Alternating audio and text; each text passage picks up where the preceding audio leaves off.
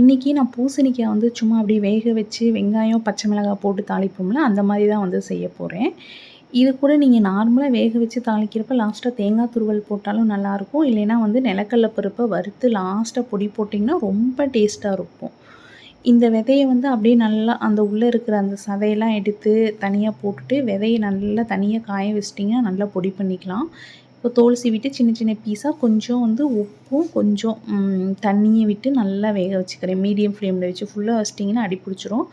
கொஞ்சம் டக்குன்னு வெந்துடும் குயிக்காக. இப்போ தாளிச்சிக்கலாம். தேங்காய் எண்ணெய் விட்டுட்டு கடுகு, உளுந்தம்பருப்பு, கடலைப்பருப்பு, வெங்காயம், பச்சை மிளகாய் வந்து கொஞ்சம் நிறையவே சேர்த்துக்குங்க. கருவேப்பிலை இதெல்லாம் சேர்த்து நல்லா வதக்குங்க. இதில் வந்து தேங்காய் எண்ணெய் சேர்த்துக்கிட்டிங்கன்னா ரொம்ப டேஸ்ட் ரொம்ப நல்லாயிருக்கும். இப்போ வெங்காயம், பச்சை மிளகாய் எல்லாம் நல்லா வதங்கட்டும். இந்த அளவுக்கு நல்லா வதங்கினதுக்கப்புறம் கொஞ்சமாக வந்து உப்பு சேர்த்துங்க. ஏன்னா ஆல்ரெடி பூசணிக்காயிலே வந்து சேர்த்துருக்குறோம். ஒரு சின்ன ஸ்பூனில் ஒரு 1/2 ஸ்பூன் அளவுக்கு தனி மிளகாத்தூள் சேர்த்துக்கோங்க.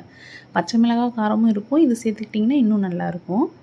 உங்களுக்கு ஒரு வேளை பூசணிக்காய் ஸ்வீட்டாக இல்லைன்னா கொஞ்சம் வந்து 1 ஸ்பூன் அளவுக்கு சுகர் சேர்த்துக்கலாம். இந்த பூசணிக்காய் வந்து நல்லா ஸ்வீட்டாக இருக்குது. அதனால் வேக வச்சதை அப்படியே கொட்டி நல்லா மிக்ஸ் பண்ணிவிட்டு உப்பெல்லாம் செக் பண்ணிவிட்டு அப்படியே அடுப்பை ஆஃப் பண்ணிடலாம். பூசணிக்காய் சேர்த்ததுக்கப்புறம் ரொம்ப நேரம் அடுப்பில் இருக்க தேவையில்லை. நல்லா இந்த அளவுக்கு மிக்ஸ் பண்ணிவிட்டு லாஸ்ட்டாக வேணால் தேங்காய் துருவல் இல்லைனா கடலைப்பருப்பு சேர்த்துக்கலாம். 1 ஸ்பூன் நெய் சேர்த்துக்கோங்க.